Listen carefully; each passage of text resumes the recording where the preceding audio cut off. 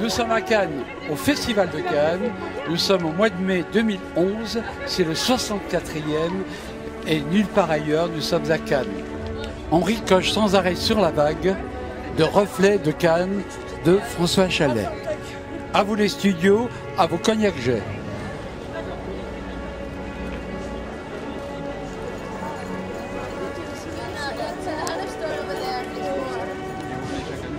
Moi, je viens chaque année, j'adore le Festival de Cannes.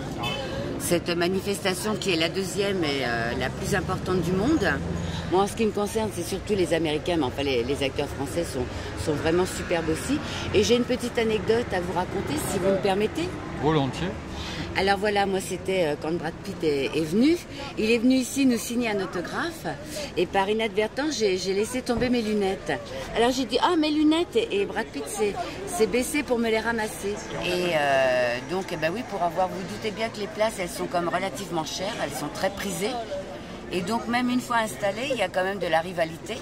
Alors il faut être toujours extrêmement vigilant, c'est-à-dire d'accrocher les escabeaux les uns après les autres, pour qu'ils ne soient pas déplacés, etc. Parce que vous doutez bien que bon, dans ce genre, il y a toujours des petits, il y a toujours des petits dérapages, dirons-nous.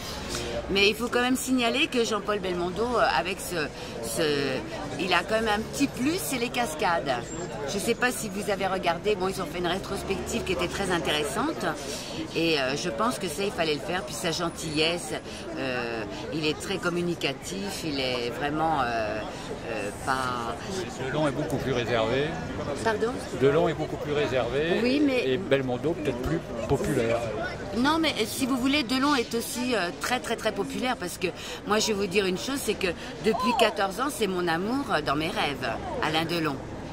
Parce que bon, il a quand même joué tous les rôles dans les films, il a quand même à son actif un certain nombre de films, et je pense qu'il n'a pas dû venir hier pour ne pas faire d'ombre à son ami qu'il adore. Parce qu'on a vu un reportage à la télévision où il a dit Jean-Paul Belmondo, je t'aime, et c'était un de ses plus grands amis de l'époque des 60s, qui était vraiment une époque magnifique, bénie, qui ne sera jamais remplacée, qui sera inégalée.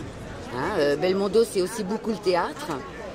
Alain Delon, lui, c'était beaucoup les interprètes de flics, etc. Bon, mais enfin, ceci dit, tous les deux ont un immense talent et c'est vraiment les deux piliers avec Jean Gabin, enfin parce qu'on a eu la chance aussi de voir Lautner, etc. qui était toute cette époque-là.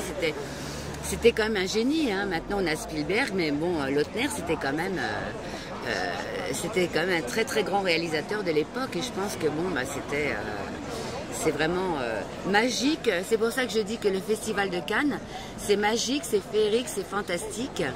Ce qui compte, c'est quand même de participer et d'être au premier rang, c'est quand même pas négligeable. Très bien. Voilà. Bonne continuation. Merci à vous. Merci beaucoup. T'as vu, elles sont enfilées, c'est un genre d'élastique qui est enfilé. Passe devant, juste à ce moment. Moi, je suis mime automate de métier. Oui. Je fais anniversaire, mariage, toutes les soirées, quoi. Oui, d'accord. Pour les enfants. Et là, mais surtout là pour le festival. Pour le festival, c'est pour me faire les boire, soirées. déjà. Pour les soirées, quand il y en a. Et puis, surtout, pour essayer de trouver peut-être un producteur ou...